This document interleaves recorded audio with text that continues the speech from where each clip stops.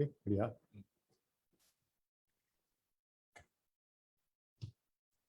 Okay. Namachivaya Varga, Nathan Talvarga, Ime Poludum Yen Nenjil, Nigadan Talvarga, Hariom, Jai Sri Krishna, Jai Sri Ram, Jai Sakti. Namaskaram, Namaste, Namaskar, Vanakkam, Om Swastiastu, Om Ishwaraya Namaha. You need to all welcome us back after a year. Audience, seek your apologies. We couldn't be around for a year. There are things to do, but we are back. And I'd like to now invite my co-host, Krishna Raj, to say some things before we introduce the speaker and speakers and the topic for the day. Over to you, Krishna Ma, my co-host. Oh, she has dropped out, maybe because of some line issues. So as we wait, I'd like to now introduce the topic for the day. The topic for the day is caste is not Hindu. Yeah, there are many ways of people looking at things. Co-host is back. So, Ma, over to you to introduce, because you were missing just now, so I was taking over. Over to you. Introduce yourself before we start. You're connecting to audio. Okay, now you. Okay, you can go ahead.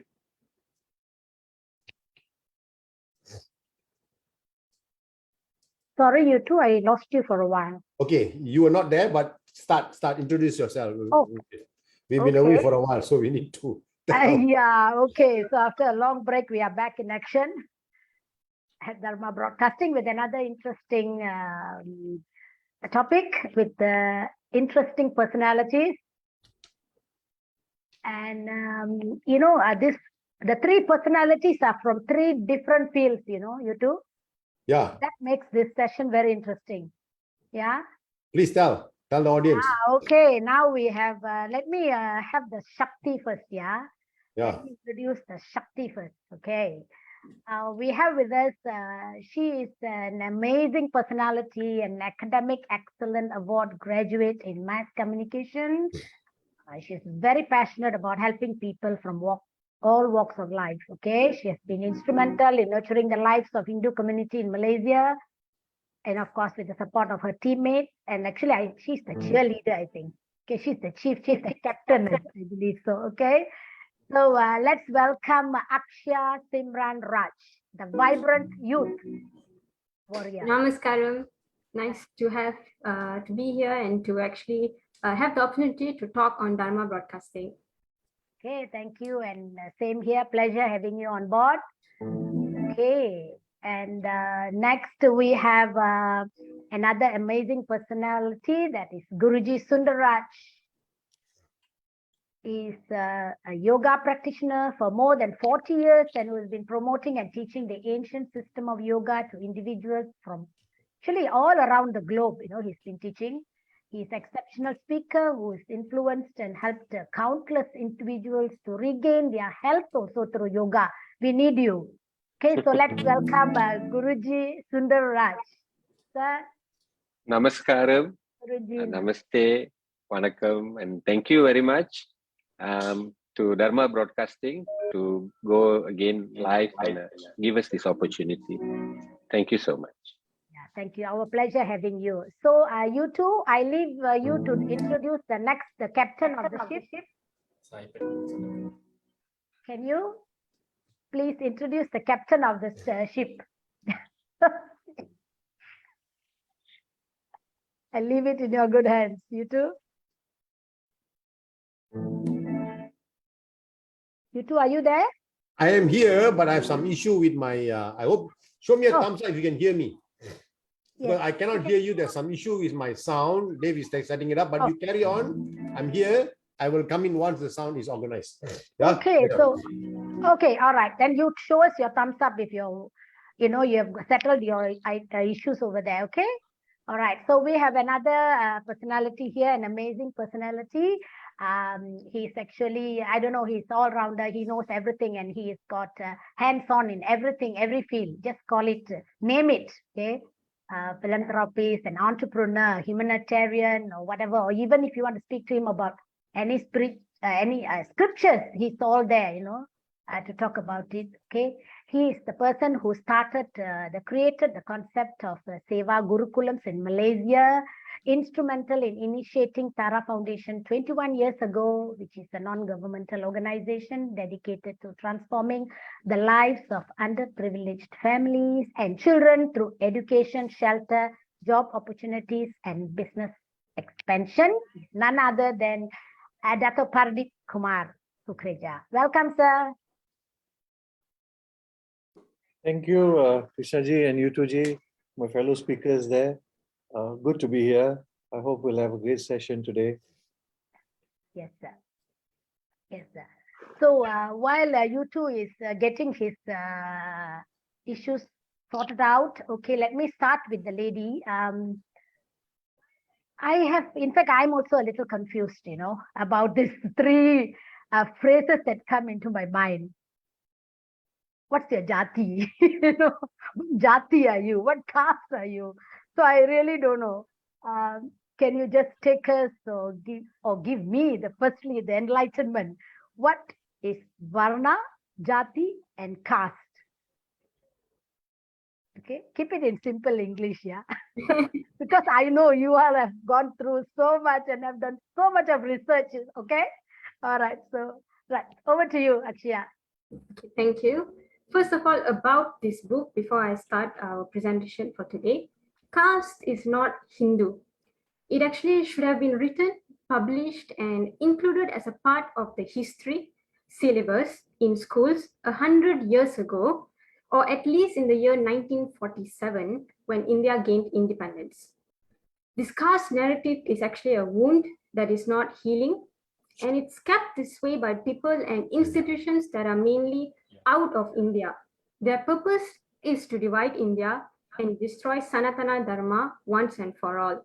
And by saying that, I would like to actually start the presentation for today, show all of you who's present, the host and the audience, the difference between the meaning Varna, caste, and also Jati.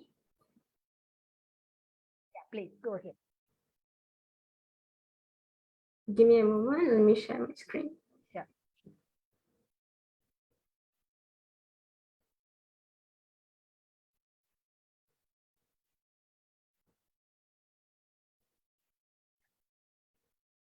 Okay, first of all, our book Caste is not Hindu, as you can see.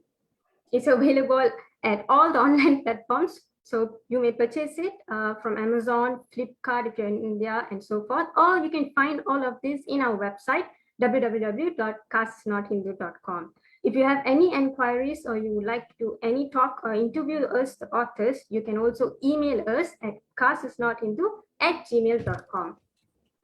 Let us begin. First of all, the Hindu scriptures, such as Rig Veda or the Bhagavad Gita and the Manusmriti, all have Varna Ashrama. It is a known fact. I'm pretty sure the host as well have the knowledge of this. Secondly, what many people do not know is of the history of the introduction of Systema de Casta. As you can see, on the 11th September 1524, the Portuguese were the first one to bring the Systema de Casta to Goa. And in the year of 1871, the British, as you can see, let me repeat again, in the year 1871 is when the British had introduced or also manipulated the Varna to fit Portuguese Systema de Casta through the census mechanism. Now, what is the core problem? As Madam Krishna has stated, many people get confused of the word caste. Does it differ from Varna and Jati, or is it the synonym? Secondly, the issue lies in the word Brahmin. Is Brahmin truly a Sanskrit word? When did it originate? Since when did we start using Brahmin in our scriptures? When did we see it for the first time? And what is the meaning of Brahmana? Is it the same as Brahmin or is it a different word entirely? Now, as you can see, we have provided the actual meaning for Varna, Jati, and Caste. First of all, Varna is not caste. It is the inherent aptitude of an individual. The second one is Jati. Jati is our occupational group. Each group, not only in India, but everywhere in this country, all the civilization have their own occupational group. That is what is meant by Jati. Thirdly, caste. Caste is not Hindu because the word itself, the originate or the root word is a Portuguese word or a Spanish word, which is casta. So from casta, it became caste, and now everybody denotes it or also relates it to Hindu. Hence, you can see the definition itself. Caste means a social order of the Portuguese and Spanish based on the blood lineage. Now, I would like to ask you all to close your eyes for a minute, the host. This is just a small experiment. Okay, when you all close your eyes and I say Brahmana, Kshatriya, Vaishya, and also Shudra, what image comes into your mind? Okay, please do open your eyes. So this experiment, I've done this a few times with different age group of people, the youngsters to the mid-age and everyone. And most of them, what they say is the hierarchical order comes into their mind. This is because it has been imprinted into their mind since young. It is found in all the translated version of our scriptures. The entire hierarchical order is wrong. The word Brahmana, Kshatriya, Vaishya, and Shudra does not lie in a hierarchical order. Whereas please, from now onwards, it's in a vertical, horizontal, this version, because this is the actual or true scripture that was written. However, the translated version had manipulated, or the British has manipulated the translated version of our scriptures and has placed the image in our mind that it is the same or denotes the same as the Systema di Casta. Now, Guruji will take over. Let me just stop here.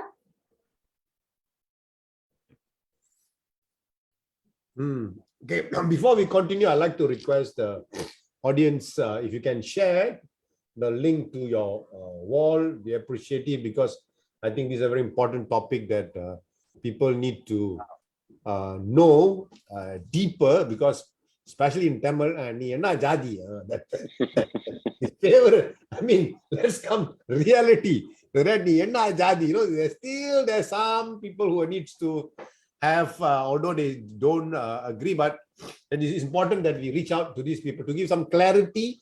And if possible, please feel free to ask questions, because it's not about us telling you, but it's about you getting more clarity of the issue that prevails in our community. And again, without mincing my words, big conversion happening because of this. Yeah.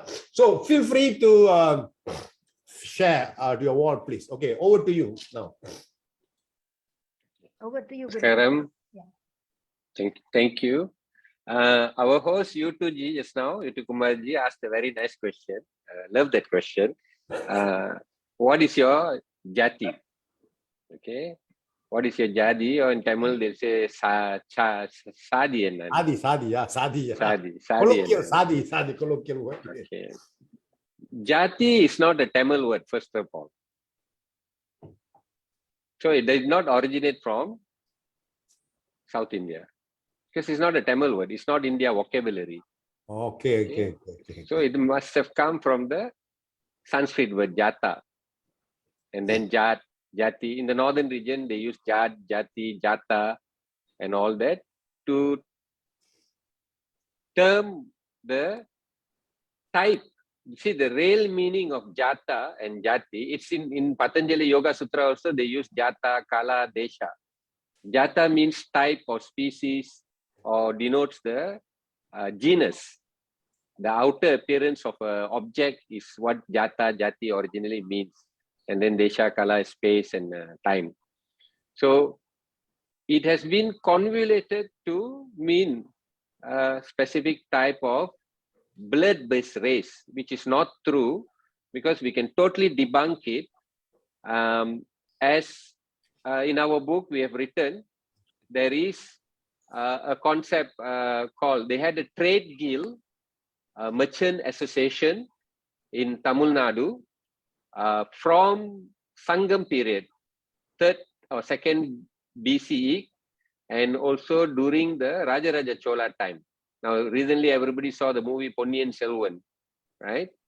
So the trade association was called Aihole or Ainuruvar. So this Ainuruvar consisted of 500 Jati groups coming together to form one of the most powerful trade associations in the world at that time period. One of the most powerful trade associations in the world, that time period.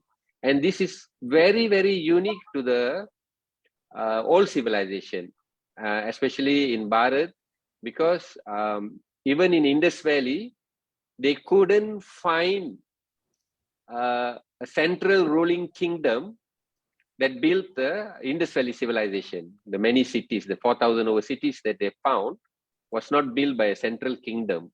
So when you look at the Sangam period and you look at the Rajaraja Chola period, it was the merchant trade guild that financed this whole city, Nagaram building venture, and also financed the king to go out of Bharat and expand to Southeast Asia in trade, mainly in trade and exchange of culture, tradition, religion, and everything.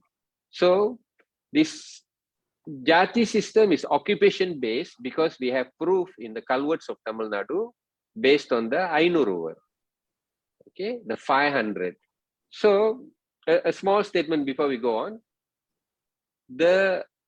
We must ask the question why the British were so interested in the Jati or Varna. Why did they want to get their fingers into the Jati Varna system?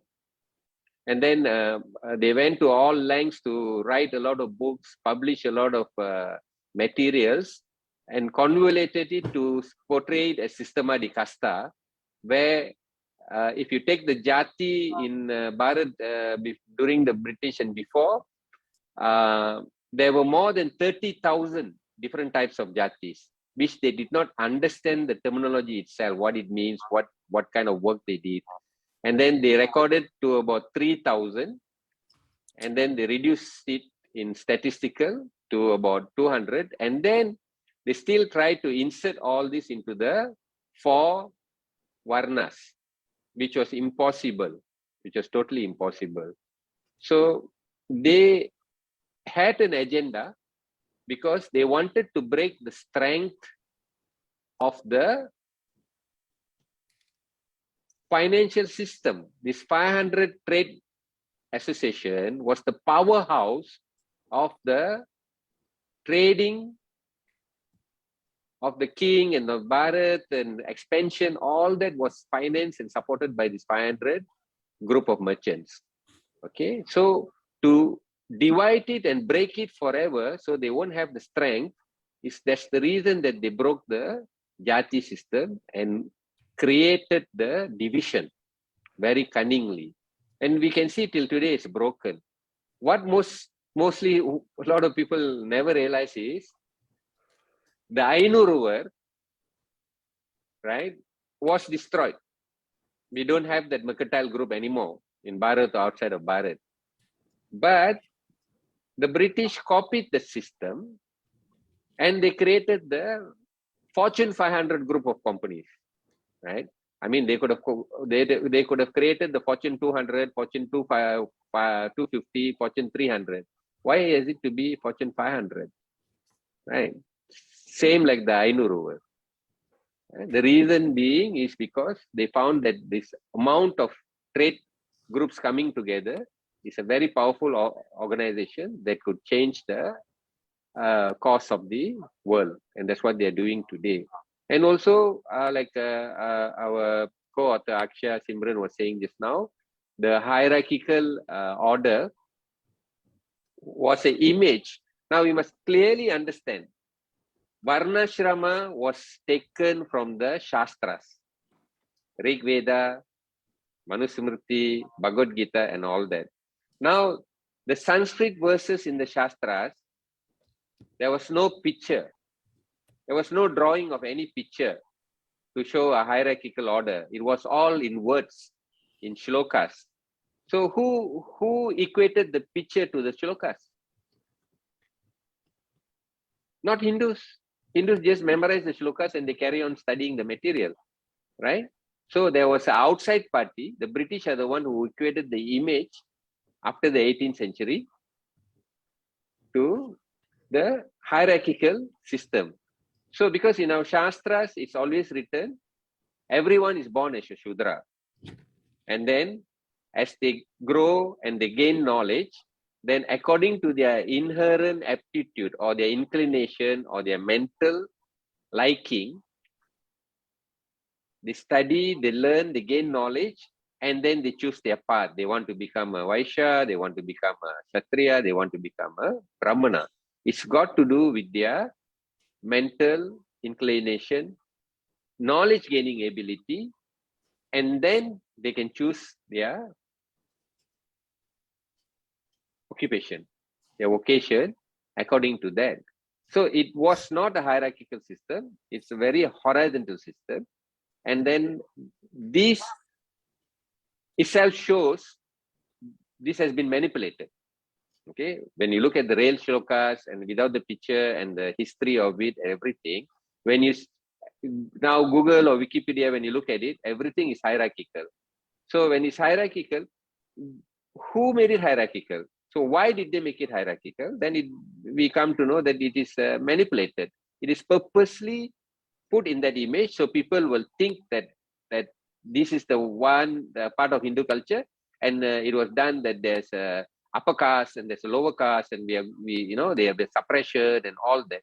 And then there's only Varnasrama is 4. Okay. Shall we take some questions first? Yeah, some of them are waiting. By the way, just to update all of you here, we are also on TikTok, but not a perfect shot from an angle, because there's a huge drama. For those of you on TikTok, you know these cars, this Tamilian, Dravidian drama. So it's actually a hornet's nest, but we are putting our fingers, but that's okay. I think we have gone live. Okay. Let's so before we take the questions, shall we get our Dato, do you have anything to add on to Guruji before we go on to the next the questions in posted? Okay. Thank you, Krishnaji. Actually, there is so much to add on. And I will definitely come in a short while to add to what Aykshya and Guruji have mentioned. So yeah, let's take a question or two, and then we will take it forward from there. There's a lot to be learned, I would say. To us also, the last 1.5 years has been such a great learning exercise. So we're not here to teach, but I think we are equally learning with everybody here on this journey. It's a very, very important subject for us to learn. So let's take it one step at a time. So yeah, let's take a question maybe. Okay, there's this question from Vimala Rajendran. Nice explanation. Can you please tell us about Gotra? Kulam and Gotra. There's another one, Kulam and Gotram. Okay. We have this terminology when you are questioning somebody, Enna Kulam, what Kulam are you? So has this got anything to do with this, or is something else? Kulam and Gotram. I think I would like to answer that. Yeah. Okay. Kulam, okay, and Gotram. Number one, Kulam is because of your Kula Devam, right? So it's the spiritual side. has nothing to do with your body, mind, and your skin and bones. So don't equate it with caste and all this nonsense. Please don't, because that goes to the metaphysical aspect. So kulam, gotram and all is important when you're looking at the spiritual side. Very simply put, that's what it is for. And it's not got any divisions in it. It can't have any divisions in it because your Kula Devata and your Ishta Devata come into play. And when you go to Kula Deva and Ishta Devata, it is metaphysical and it's spiritual. So it's got nothing to do with the mental problems that has been created in the world. And that's the very straightforward and simplest answer. Okay, thank you, Guruji. Next, there is an explanation from Uma, well-known author, advocate. We all know him, of course. Yeah. Jai Sai Deepak, in his Tamil, that is Bharat book, has explained it amazingly with the slokas from scriptures that Sudras are not only equal but closer to God, as they are given the most important occupation on earth, food providers, etc. Yeah, that's from Uma. Yeah. All right, Dato. Maybe now we have answered some of these questions. Maybe Dato would like to add something. Sure. Thank you, everybody, for being on the show. So I just want to quote, we have, most of us have heard of Sivaya Subra Muniyasa Swami from the Hawaii Temple Church. Yeah. Yes. So he once said that caste is the biggest stick with which the Hindus are beaten all the time. This is a white gentleman who became a Hindu, and he made this comment that caste is the biggest stick with which Hinduism is beaten.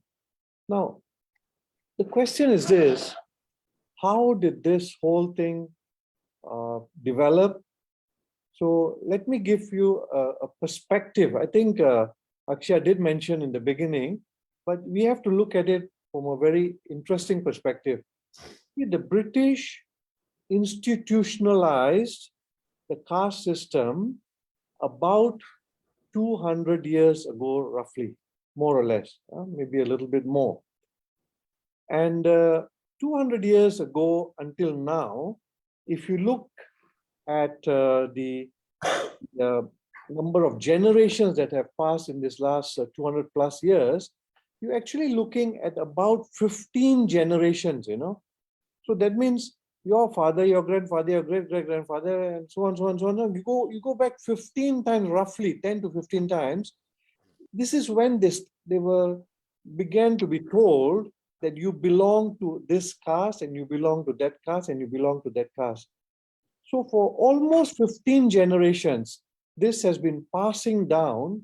And today, even in our temples, even learned people, even priests actually equate jati with caste, because it has been so institutionalized, so well ingrained that even some of the books that we read, the scriptures that we have translated, started saying that jati is caste.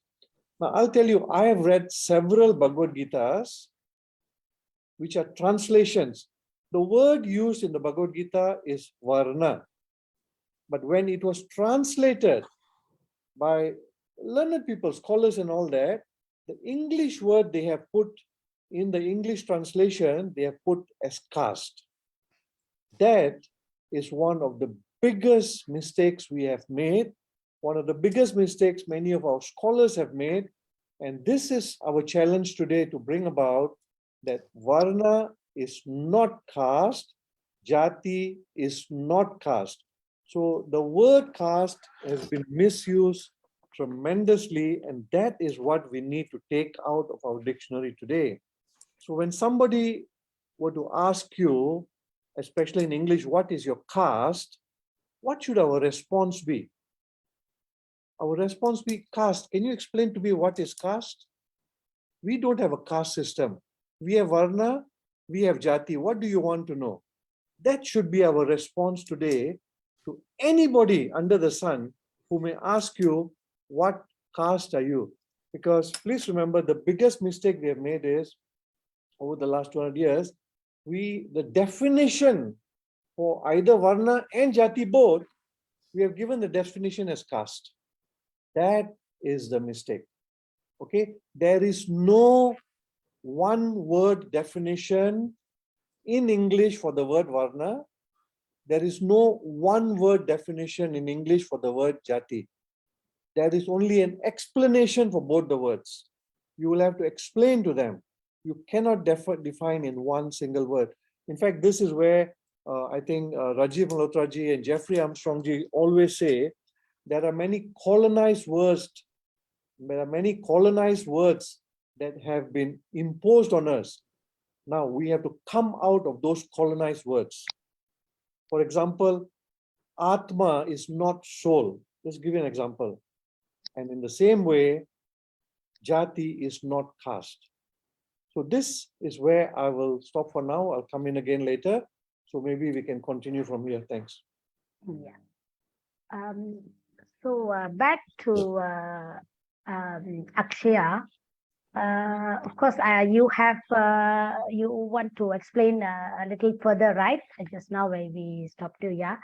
Yeah, but before we take you there, I want to ask you. I mean, you are a youth. No, you should now be actually talking about Bollywood and theaters, karaoke, and all that. I really want to know. I mean, what inspired you into this spiritual journey and into this particular? I mean, I can call it a very a book of research, you know. Why did you embark here? Did anybody cane you? Did anybody push you there? What really take you there? I mean, you can be a role model to the other youth. That's why I'm posing this question to you. So before we take you to the slides, yeah. It's actually an excellent question, Madam Krishna. The simplest answer that I can give you is, I'm a Hindu, and I've had a lot of curiosity and doubts as well. And I've also at certain point in my life believed that we are actually excellent in everything. Hindu and all the scriptures, we are well known, everything is great. Bharat's wealth, the knowledge is immense, everything is vast, except for a stain, a small stain that has been denoted or also very much related to Bharat, which is the caste system. So curiosity drove me to this, and Pardip ji as well as Guruji had made me a part of this journey, which I'm always thankful for. I would say the curiosity in me and also the need to find the root word for caste and what made this division, what was the purpose of these colonial invaders, had me going on through the research process. And I had found out that as a youth and as a youngster, if we do not take this matter into our hands, who will? That's about it. Awesome. Okay, over to you. Continue. Yes. I like to get a little deeper explanation. Dato used a very nice sentence or word, if I may say, colonized word, which colonizes your mind. Can we, Guruji, can you explain that? Can I say this? Because again, we go back to Yam Madamam, Sammadam, everything is the same, God is the same, you know. So that's what, I didn't do anything. He did me, you know, and asked me to ask this question. So colonized what colonizes your mind?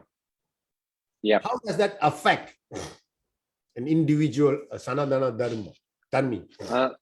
Totally. It totally destroys our chain of thoughts and our culture and our tradition. Okay, we can. This is what has happened now. It's a good time because in this era we can see what the damage colonization has done. Okay, the number one thing colonization did to Hindus as well as all other colonized civilization or people or countries, you know, Africa, you name it, New Zealand, Australia, so many countries. Okay, their own language, their culture, their food, their clothes, their belief system, their foundations, everything was made redundant, almost redundant. Okay, there are a lot of civilizations that have almost become extinct. Okay, like the native indigenous people, First Nations in Canada and America, right? And then also this colonization made a lot of people ashamed of practicing their religion and culture. That is the damage the colonization has done. And then also the extent, like what Dato Pardip said just now, the colonized words, right? Because we, very simple that everybody can understand is, we stop learning our mother tongue, a lot of us, okay? Because we are learning from the English medium schools. Not our fault, it's fault of the colonization. We learn from English medium schools. So we think with English language. Believe me, the words we think with, most of the time, even I, because lucky I can convert. When I want to think in Tamil, I can think in Tamil, right? When I want to look at Sanskrit words, I look at Sanskrit words and then the meaning. But also the normal way is, I think, in English. So like that, those who have gone to English medium school, they only think in English. And this is where they have taken the colonizers' words and equated it as the colonizers' words and equated it as the writing and terminology of the colonizers, and made it equal to our individual languages all over the world, okay? And this is very interesting question, because how did they achieve it? Number one, they destroyed our indigenous education system, replaced it with a English-based education system, okay? When we have to study in an English-based education system, we have to use their English dictionary, right? So we have evidence while researching for this book that in 1851, the East India College, which was started by the East India Company, okay? Aykshya ji, I hope you can share that slide of the 1851, so that everybody knows that we are talking the truth, okay? In that preface by East India College, they said that in order to get into the minds of the indigenous Hindus of Bharat, they have to make sure that the lingua franca, or the language that they use, comes through is Sanskrit. Because from Sanskrit, it goes into Hindi, Bengali, Uriya, Telugu, Canarese, Tamil, Malayalam, Marathi. So once they can change the terminology and meaning in the Sanskrit language, then it will be accepted by the whole population of Bharat, even the educated and the non-educated people. And this is when they created the Sanskrit English Dictionary, 1851, of Monier Williams. Okay, so all the Sanskrit words were converted to English according to their meaning, not according to the original verses and original meaning, according to what they understood and according to the Western lens. Okay, this is total colonization, where they also took over, because Sanskrit was regarded as the channel of truth. It's in their own language, they claim that Sanskrit is the channel of truth.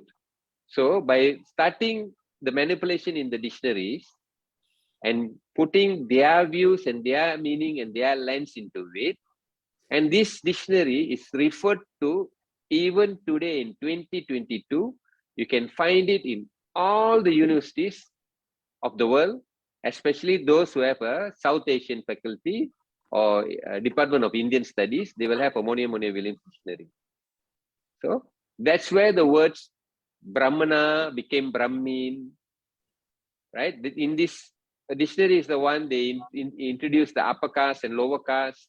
So the colonization is not only on the country and the people, but it goes into the mind of the people. That's how they try to control the mind. Yeah. May I just add a little bit, because you two, I think the question you have put forward about the colonized words is actually the root cause of this whole problem. That is where everything started, when they made us believe that jadi means caste. Now I'm holding a book here. I'm showing you all this book, Sanskrit non-translatables. Okay, this is written by Sri Rajiv Malhotraji and Satyanarayana Dasa Babaji, recently published book, Sanskrit non-translatables.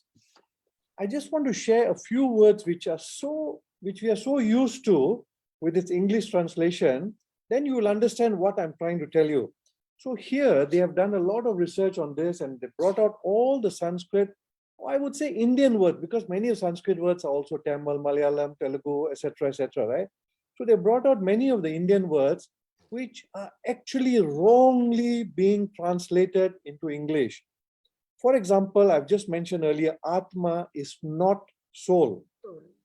Then let me tell you another one here. Shakti is not energy. Prakriti is not nature. Akasha is not space. Agni is not fire. Vayu is not air. Ahimsa is not non-violence. Prana is not breath.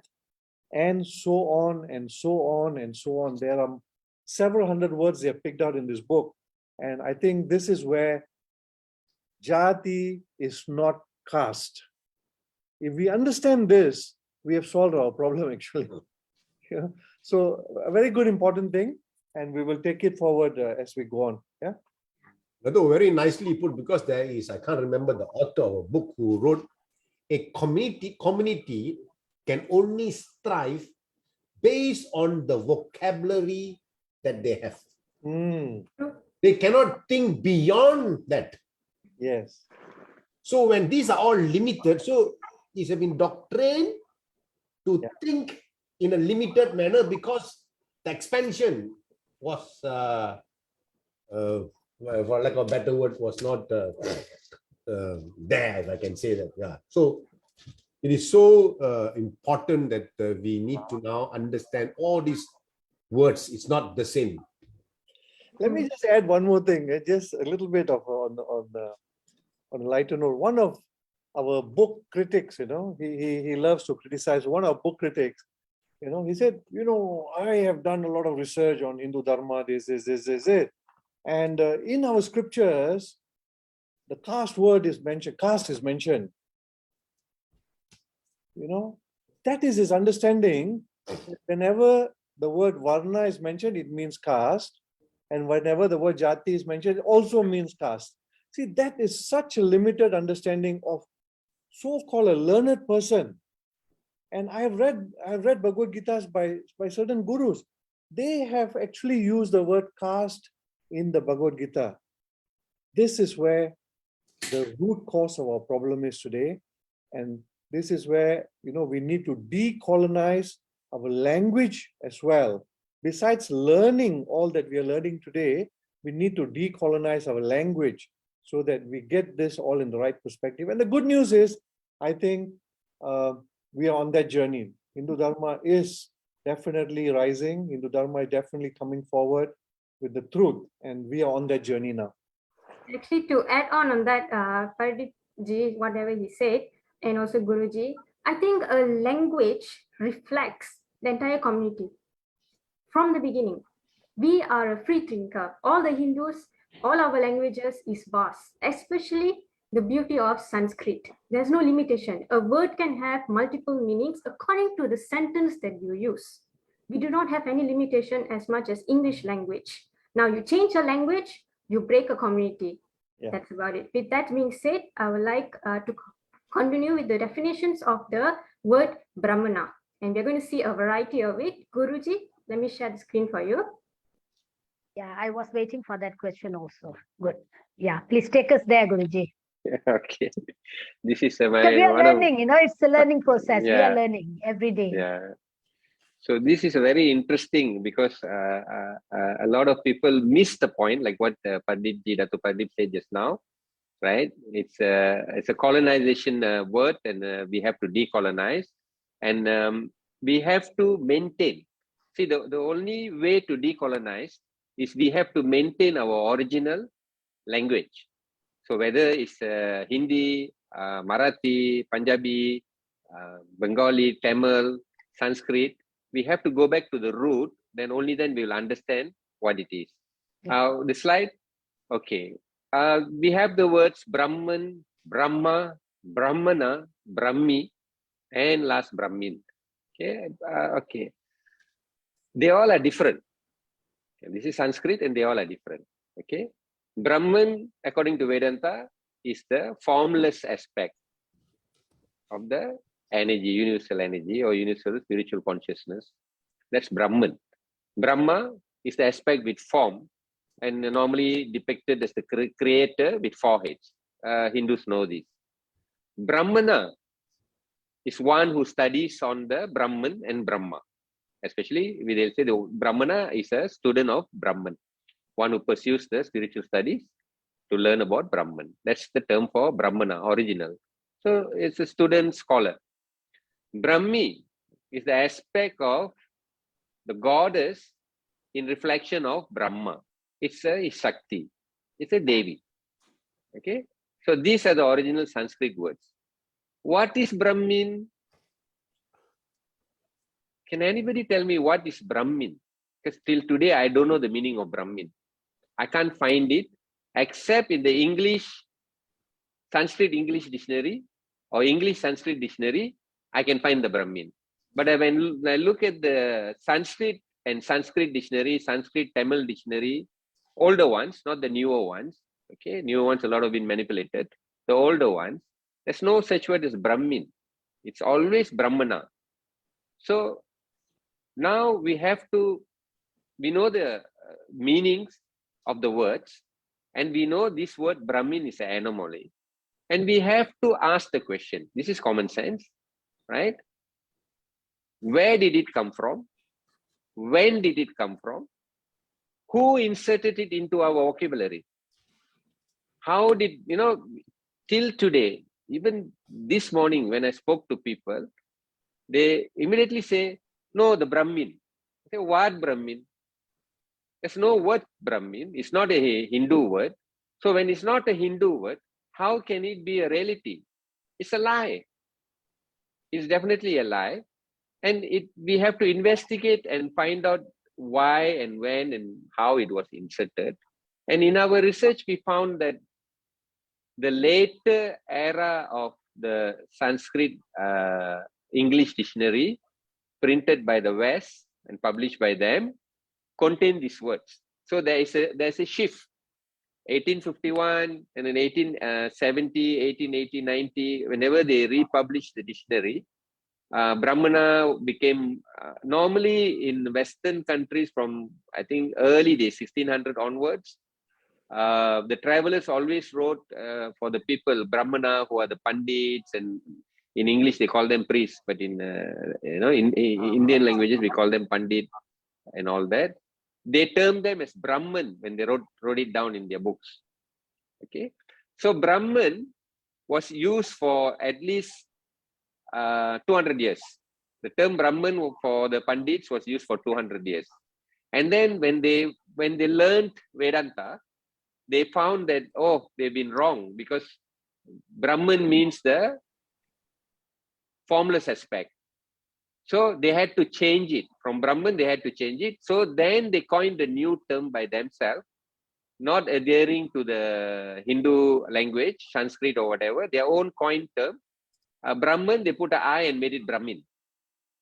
So it was in the early 1900s that this term was coined. And then they had to insert this word in all their dictionaries and in all their books. Now, for an example here, Akshaji has shared this book, Hindu Manners, Customs and Ceremonies by Abbe J. Du Bois, and edited by Henry K. Beauchamp, who was officer of the East India Company. Okay, a lot of these materials that we have researched goes back to the East India Company. And then even in this book, the original manuscript, it was written as Brahman. He was a French missionary and he spoke Tamil very well. And then he translated the Panchatantra from Tamil to French. He was the first one to do it. And then he wrote the manuscript. His manuscript is actually his diary. It's called Hindu Manners, Customs and Ceremony. And his diary was bought by the East India Company. Now, what has East India Company got to do with the recordings of French missionary, right? That is the number one question we must ask. It's because they wanted to extract the information from there so that then they can plan and do whatever they wanted to manipulate. And so in his book, originally it was written in Brahman. And in his book, the preface forward has been written by Friedrich Max Müller, who translated who edited 50 sacred books of the East.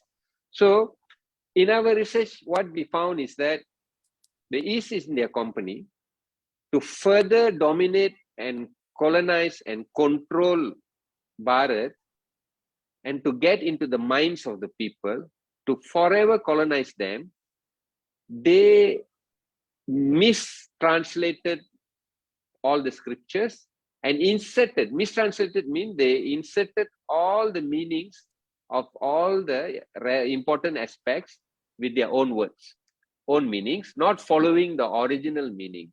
So after 1851 and 1900s, right, the whole narrative changed. The false narrative became what everybody started sharing. And it's been going on for 200 years, plus minus. This narrative that the Brahmin, the upper caste, the lower caste, Hindus have a very misogynistic religion, culture. No such thing, because I can vouch for it, I can guarantee it, and I say this was purposely inserted to devalue Hindu religion, to show that they are superior, right? And this culture is inferior.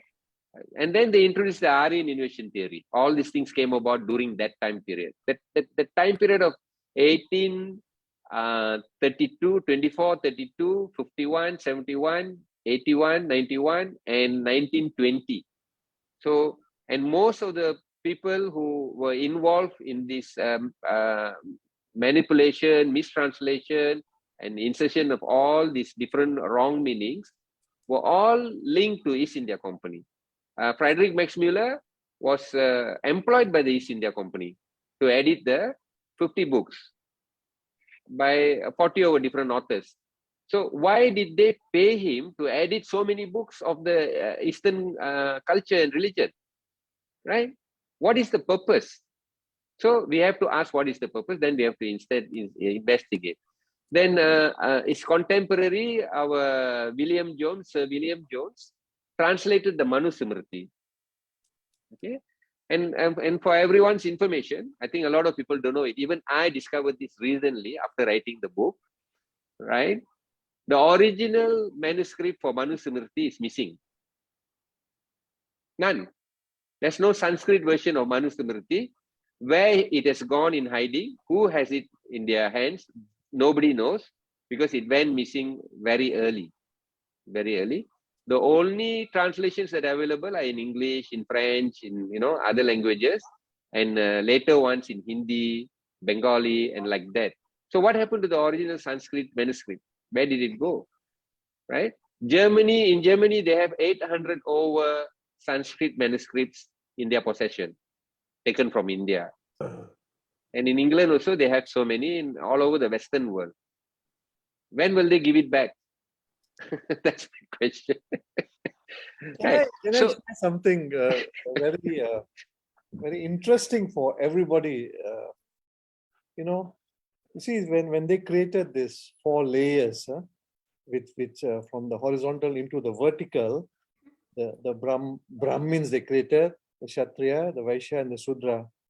And then, of course, we don't know from where this word Dalit came from. That also a word that fell from a word that is fallen from the sky, Dalit, Now, do you realize, do all the listeners realize that there is a fight only between the Brahmin and the Shudra? Have you ever heard of a conflict between a Brahmin and Kshatriya, or Brahmin and a Vaishya, or a Vaishya and a Sudra, or a Kshatriya and a Sudra? Have you ever heard a conflict? No. The only conflict is always between the Brahmin and the Shudra. So how on earth is this possible that there are 4 layers and only these 2 layers are in conflict, everybody else has no conflict? So it's a very interesting point to ponder on.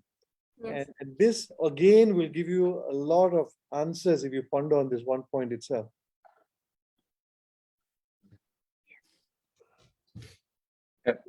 very true, Dato' Pardip. Very true, and it's very amusing because I think the whole academic world missed it.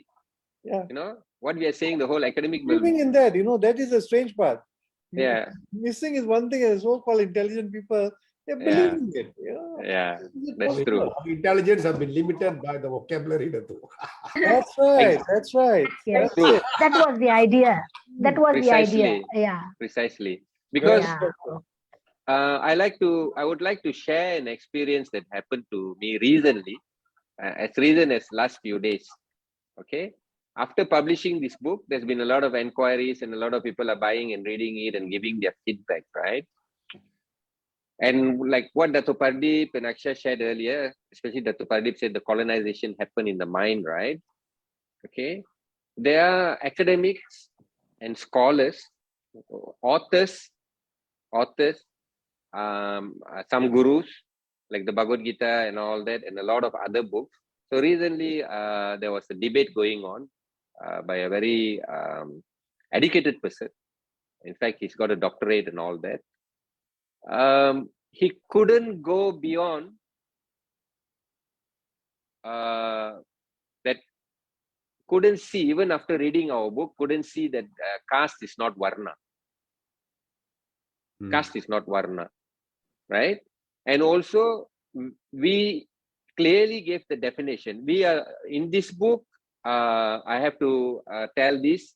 Okay, we are the first in the world to give definite definitions for varna, caste, and jati. Okay, nobody has given a definite definition for these 3. We are the first in the world, and a very well researched and a genuine attempt we made to make it as simple as possible, one-liner. Instead of one whole page to explain one terminology, we did it very simple so people can remember. So even after reading it and doing it, they still go back and say that varna is caste. Yes. We go back. It was a debate going on for one whole week, isn't it? Huh? Yeah. It's Totally going on till colonized. now. It's going on till now, sir. Yes, yes. Even today, And, yes. Okay, and because I'm out of it, I said, I can't go beyond. I'm not out. See, the problem is we have to understand the problem. The whole world's problem is stuck within these 4 to 6 inches. It's called the mind. Okay, it's called the mind and the brain. Okay, and what's the problem that these people don't understand even after reading? I said is please reread our book carefully, line per line, because we have clearly stated that Monier Williams dictionary started the convolution of the meaning of the words. Brahman became Brahmin. So there's no such word as Brahmin. We have to go back to Brahmana. The word, yeah. They coined the word. So yes. we have to take it, and we have given enough evidence. Even if you go to court, the evidence are from the Western authors themselves, we took it, right? And then they keep on saying the Rig Veda, the Purusha Shukta, 10 mandala, 9 mandala, 11 mandala, or whatever they keep on saying. But the Purusha Shukta clearly says Brahmana, Brahmanosya, it says, which means Brahmana. It never says in Sanskrit, the word Brahmin will never come. It's grammatically wrong for them to write it as Brahmin. So the original word, we must go to the original word and try to understand the meaning. But these people are so colonized that they cannot go beyond Brahmanasya or Brahmana. They keep on reverting back to Brahmin and then equating Varna to caste even after we explain that what Varna means.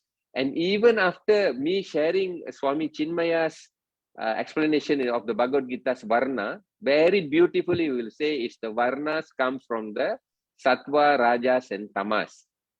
Okay? And then this is where the energy, color of that Sattvic, Rajas and Tamas is known for the depiction of the Varna. That's why Varna is color. But it's never Varna alone. It's always Varna Ashrama. It's one word. Yes. In Sanskrit, it's never Varna alone. We don't just say the color. Varna Ashrama. That means the classifications of the society. That is one for the individual, which is Brahmana, Kshatriya, Vaishya, Shudra. Right? Is for the society. For the individual is the Brahmacharya, Grihastha, Vanaprastha and Sannyasa. That both are Varna Ashrama. So they always talk about for the societal one, Brahmana, Kshatriya, Vaishya, Shudra, they talk about. Why don't they talk about Brahmacharya, Grihastha, Vanaprastha and Sannyasa? It's also Varna Ashrama. The same word is used. The same terminology used for that also. One is individual, one is society. So they are so colonized, they cannot get out of it. And they're stuck, right? And when I ask for a proper citation or sources, goes back to Max Muller's translation of Rig Veda. The very person we are saying who edited all the wrong words into the books, right? Yeah. And they cannot go beyond that. I'm saying, please look at the original Sanskrit verses, right? Only the original Sanskrit verses give the true meaning. Even though if you don't know Sanskrit, you are a scholar, you want to do research, contact a Sanskrit scholar and ask them what's the meaning, or buy a proper Sanskrit dictionary. Don't buy the money British one. Buy the Indian one, right? In another talk, when people ask how do we decolonize, I said first thing, try to learn from our Indian languages. Stop buying the Western language books, because that's where the mistake is. Guruji, I just want to add on what you said just now. There is Ilan Kumar and Jeevan who's I think saying something very relevant what you're saying. Could their mental block is due to the lack of traditional Sanskritam training? Hence, the understanding of Sanskritam is from Western lens. Exactly. This is what earlier we spoke, remember, to decolonize, what the Monia Williams preface was, East India College and all that. So we must accept, okay, the world's media, publishing, printed media, social media, audio, visual, everything is controlled by the Western powers, right? They control it. So whatever they publish something in US, it will come out in Australia next week. Following week, it will be translated in France and then German. That's how their, news network goes. So, and then you see our newspapers in Singapore, India, Malaysia and all, then they will take the source from there. They will quote that and say that this comes from the Reuters and all that. So the source of it, recently, a few months back, they did a case study. I forgot, it was done in US. It was done in the US by a group of academicians who wanted to see how news is transmitted all over the world. And when they researched, they saw that it's the same source. The root source is always the same, and then it's again regurgitated all over the world in different publishing media, and then everybody believes it's right. So we are saying, that's why we are saying, open up your eyes. First, you have to decolonize. Number two, your mother tongue, your Indic languages, okay, Sanskrit, Hindi or Marathi or whatever, there are a lot of books that are authentic books, like get books from Gita Press. Okay? And then when you really study, you can know the real meaning. I'm not a Sanskrit scholar. Okay, I'm not a Sanskrit scholar. I've never learned Sanskrit. I self-learned Sanskrit by translating word for word. Okay, when I read the Sanskrit words, I'll take out one word, write it down, and try to look for the meaning. So when I look for the meaning, I try to find the most appropriate meaning according to the verses. Like that, I learned. And I learned I could identify a lot of the Sanskrit words because it's very similar to Tamil, Hindi, all our Indic languages share a common root. So go back to our roots, learn our books from authentic sources and learn. And then you can really decipher that, oh, okay, this is the truth. Not keep on believing the lies. And then there's not going to be any change. Yes, there's not going to be any change. That is exactly true. I think the first thing that they also have done to change everything in our mind, the way we look at things and everything, is by changing the word Brahmana into Brahmin. So if they had done that first, all of us have to do the same thing. Change our minds from using the word Brahmin, start using the word Brahman or Brahmana. That is the correct one. Okay, everyone here, I'm pretty sure, are very much learned. If there are some uneducated people still using the word Brahmin, educated people, please help to spread awareness and teach. Your job is to educate them as well of the true Sanskrit words. Next, we have to look at how they had cleverly fit the four things, as in the Manashrama, the Brahmana, the Kshatriya, the Vaishya, and Shudra into the caste. So the second thing that we have to do is break it. Break the entire hierarchical order in your mind. It is no longer like that. Change it. Do not use that. And the way they had stated that it is a hierarchical order, break it too. It is not true. So in our book, we have done a nice order, a chronological order of all these things, because we want to educate how it became, how they manipulated, and next we're going to look at how they implemented it so that the entire community changed overnight. How were they able to know the word caste? How did they start using it? Okay, let me quickly. So, Ituza, how much time do we have, balance? We have almost crossed the time. we can take another 5 minutes. Yeah, 5 more minutes. Okay, we can take. Yeah, please, Aykshya. Yeah, a We quick can one. always have another Sure, one, sure. another session. No, Aykshya should finish here. A quick She's one. got something to share. Yeah. Continuing series, because there's a lot to be shared. Yes, definitely. Sure. A vast subject, actually. Let me end it with one. Yeah, please.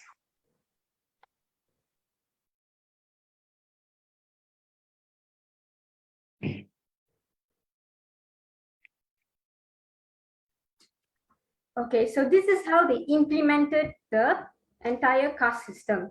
First, they broke or changed the word in the dictionary itself, and all the translated manuscript that they had done, they had inserted the word Brahmin instead of Brahman. First, in the dictionary, Brahmana or Brahman was denoted as a scholar. Second, we see the word Brahmin. They have changed it into a higher caste of priests. Now, how the implementation worked was they had done a census questionnaire. As you can see, there is a word there in the 5th and the 13th question. It is caste or class. Now, everyone only had jati. You have to think of it. First, they said varna is equivalent to caste. Second, you have to think why did jati also became caste. There's 2 meanings for caste now.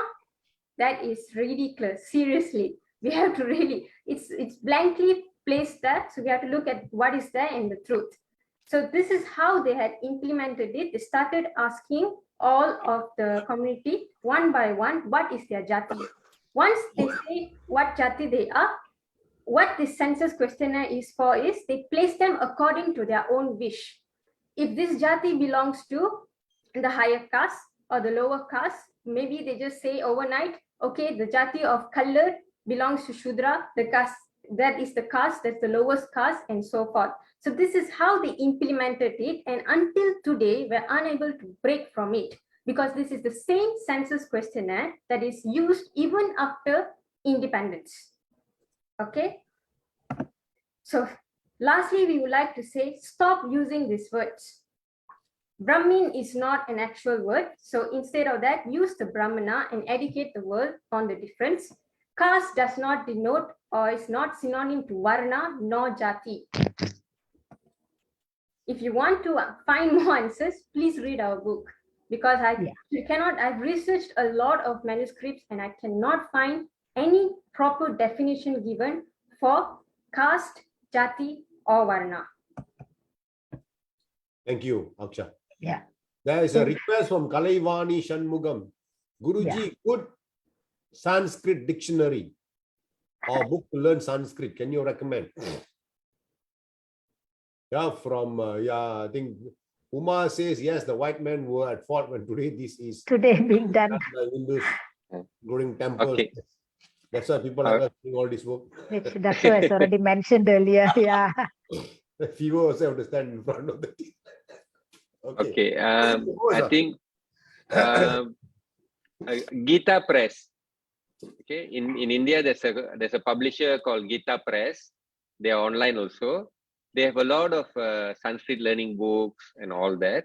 So you can check online and order from them. They have some great books, Gita Press. So you can get the right books and learn. Also, they have good Sanskrit dictionary, Sanskrit to English, Sanskrit to Tamil and all that. So check out with the Indian publishers in India. The Western one will all follow the Western publishers. So better check out the Indian ones. And normally it's cheaper. Normally it's cheaper. Can I just add? Thank you, Guruji. Dato, I think there's a question for you. Vishnu is conducting online Sanskrit classes as well. Maybe later you can contact either Kumar or Krishnaji. You can give Kalavani the contact of Prabhu Vishnu. He conducts online Sanskrit classes. Okay. Yeah. Dato, can you answer this question, Dato? Yeah. How do we decolonize Hindu-related subjects in Malaysian education system? Well, this is a very good question, but very tough to answer. Actually, I embarked on this almost 3.5, 4 years ago, and I reached out to many of the so-called lecturers, teachers, professors of history in Malaysia. I reached out to them. I in fact even had a meeting with about 15, 20 of them once in Penang and many other places. Unfortunately, because they are working in the government, they are all pensioners from the government, all that. I found that many of them were afraid to even speak the truth, So I found a little bit of a wall with this whole group of people, that they did not even want to acknowledge the truth or write about it or speak about it even.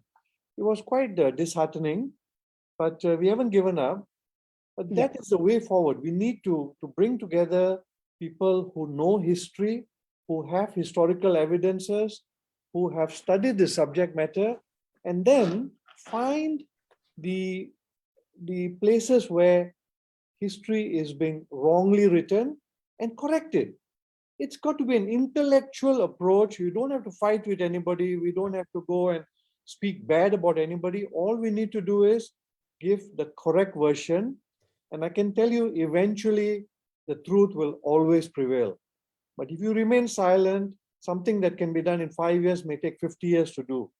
So I appeal to people who have historical background, who know that history is being falsely written. Please come up and write the true aspect of our history, our colonization, and so on and so forth. And I think eventually the truth will come out. Thank you, Dato. Like Dato always says, the problem cannot be solved by somebody else. Yes. We cannot outsource the problems. It's within, All of us need to do a little contribution, whatever way that you can. You can bring a scholar, to our live event, to yourself, or bring a group of people so that we start the awareness, slowly. Every little effort counts because there's nobody out there, shining armor and say, yes, there's not many Narendra Modis. As much as our name is our identity, I think history plays a big part as our identity also. It also gives us the confidence, I'm a Hindu and I know my history. So I urge all the youth, please buy the book and read. It is not just for the older generation. It's especially for the youth, all the Hindu youths. And if the parents are here, please buy and gift it to your children. It's an important historical narrative. It is not our opinion at all. It's a well-researched book. Yes. And we have all the facts and figures in the book. And when we have got our enemies out there using the word caste, I'm not supposed to say it, lah. Okay, taboo. Okay, the word, when they start using the word caste, our youth must be able to defend themselves, with the right narrative. True. Yeah. So that the book is actually the beginning. I think it's really actually, if you ask me, I would use the word. The book is actually, it's making history. I think the first time in Malaysia or anywhere, a book with such heavy research has been done and published. Correct? Agree with me? Dangerous topic. Don't forget that, Madam Krishna. Like what? Yes, and we have got people. Yeah. You see, they are not fighting the enemies. They will fight within us. Yes. They will tell us, So I told this person, instead of, you see, some people have taken some great initiatives. Yeah, we should support this person. We are very happy to have you. Waste time on negative Awesome. initiatives. Yes, sir. So we are there. Yeah. Excellent initiative. Thank you all for joining us today. And I think, like what Dato said, we have got a lot more to talk, right, sir? Vast subject. Caste doesn't end here, not as our book. We have a series of talks. Monica Gokul Das, if you are keen, I have done a little search on your Facebook. Please join us. If you have any topic to share, feel free, reach out to us. And we will be very happy to host you to talk on any topic as long as it is on Sanatana Dharma. That note I have. Excellent. Over to the rest of you. May I just please end today by saying, together, let's kill this fake caste narrative. Thank you. Thank you for joining us. Dato, anything, Dato, closing words? No, thank you so much, everybody. Let this be a journey. It's not just a launch of a book. It's a journey, long journey for all of us. Let's all be on the same page, on the same boat, rowing in the same direction, and we will get there really, really soon. Yeah? So let's hang on there, everybody. Thank you. Good night. Thank you. Hari Om. Hari Om. Hari Om.